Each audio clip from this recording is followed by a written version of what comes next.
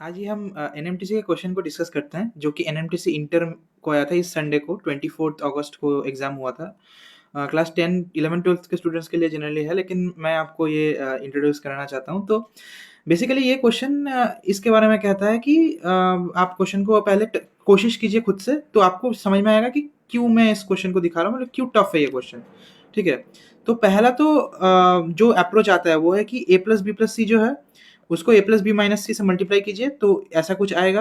तो पहला तो ये सोचना है कि फर्स्ट को थर्ड ब्रैकेट के साथ मल्टीप्लाई करना है, फिर जो बाकी दो ब्रैकेट्स है उसको आपको मल्टीप्लाई करना है, तो ऐसा कुछ आपको आंसर मिल जाएगा। ठीक है, और अगर हम देखें एक और इसका जो जो मैं आपको सिखाना चाहता हूँ, जो इस शॉर्ट के जरिए आपको बताना चाहता हूँ कि अगर आप ऐसे सोचिए, इसको सोचने में क्या है कि a square plus b square equals to c square कहाँ देखा है एक राइट एंगल ट्राइंगल में।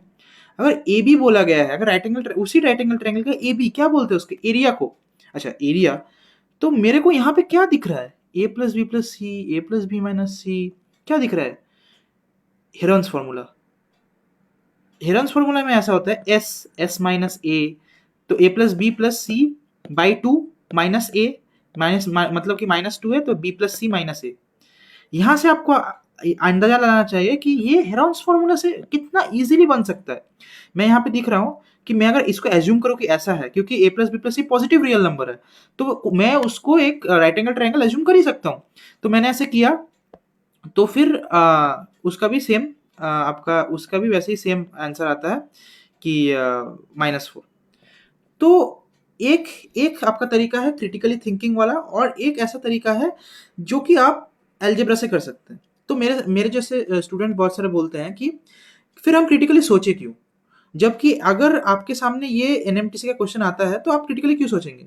एक्चुअली में क्या होता है, जब आप एग्जाम हॉल में बैठे होते रहते हैं ना, तब आपको पहला ये सोचने में चला जाता है कि ये इससे ये मल्टीप्लाई करना है, फिर आपको इससे ये मल्टीप्लाई करके जो आपको जो खुल के जो आता है ना ये वाला जो पूरा एक्सप्रेशन, इस इतने तक पहुंचते पहुंचते आप एग्जॉस्ट हो जाते हैं। आपको समझ में लगता है कि शायद से मैं कुछ गलत कर रहा हूँ, सही नहीं कर रहा हूँ। ये एग्जाम प्रेशर का बात है। और जब तक आप क्रिटिकली नहीं सोचेंगे, आपको हेरॉन्स फॉर्मूला आपके दिमाग में नहीं आया मान लीजिए, तो आप एक स्ट्रीमलाइन पाथ नहीं सोच पा रहे। जैसे कि मेरे दिमाग में हेरॉन्स फॉर्मूला क्लिक किया, मैं एकदम एंड तक जा पाया, क्योंकि मेरे को पता है कि यही फॉर्म है, ऐसे ही आएगा, एग्जैक्टली यही है, तो चमक गया। ये जो स्ट्रेट फॉरवर्ड पाथ है, आप ये इसके साथ नहीं देख पाएंगे। इसीलिए आपको ये क्रिटिकली थिंकिंग करना बहुत इंपॉर्टेंट है, और ताकि अगर और भी अगर डिफिकल्ट क्वेश्चंस आए उसको भी आप अच्छे से टैकल कर पाए।